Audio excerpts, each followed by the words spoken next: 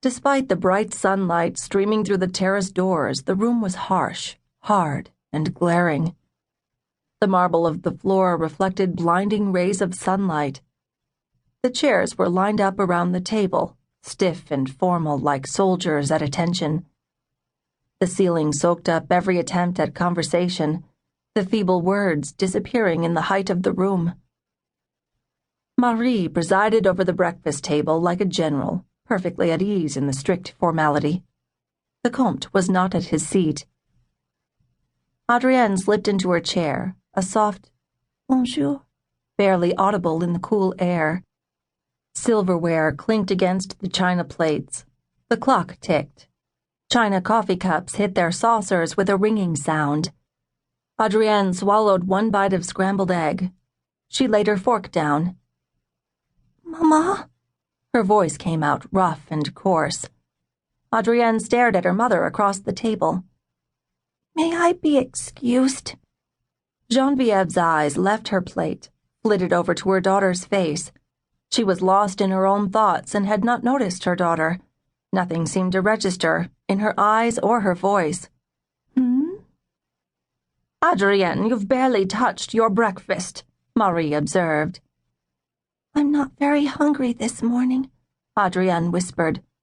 "Maman, may I go?" Genevieve's eyes were back on her plate again. "Yes, fine, you're excused." Adrienne slipped off her chair, and she and Lucie went outside for a stroll in the morning sunshine. Marie cleared her throat. She held her coffee cup before her, both hands wrapped around it, and gazed at the door to the terrace. Adrienne and her governess were walking in the distance. "Genevieve, I'm not sure you understand the severity of this situation," she began. Genevieve sighed, wishing she could escape from her sister. "What do you mean?" Marie took her time answering. "It's obvious that Adrienne has a very active imagination, but the way you and Papa coddle her, she has begun to think her imagination is real." Marie raised her delicate china cup and sipped from her coffee, her gray eyes locked on her sister. "You must not encourage such behavior, all these stories and fantasies and imaginings." Genevieve's hands rested in her lap. Her fingers toyed with her linen napkin. Coffee and juice sat before her, untouched. "But, Marie, the story she told was true." "Of course it is." Marie sipped from her coffee cup, her elbows resting on the table. "I wrote to you about the chapel. I distinctly remember that. You and Papa may have discussed it. Perhaps you even read the letter out loud." Genevieve searched her memory. She did have a vague recollection of such a letter.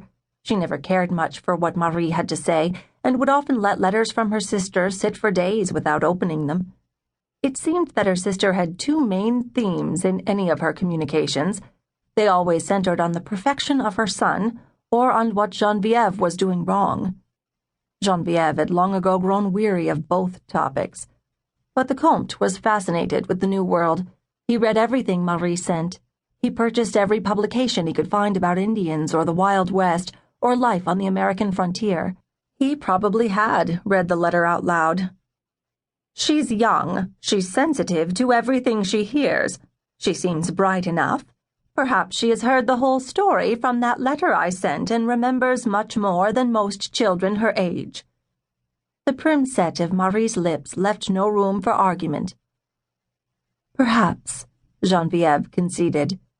She looked at the terrace doors, at the bright sunlight washing over the flowers outside, and felt relief at such a simple solution. Genevieve did not have the energy to figure out what was going on with her daughter, and Marie's idea made so much more sense than the idea that Adrienne might actually have seen the events she described. But there was another part of Genevieve that did not want to agree with her older sister. She did not want Marie to be right. She did not want Marie to have all the answers. She could well remember all the years of Marie telling her what to do, what to think, how to behave. She remembered coming downstairs at the age of 15 in a silk dress the color of spring leaves. Genevieve loved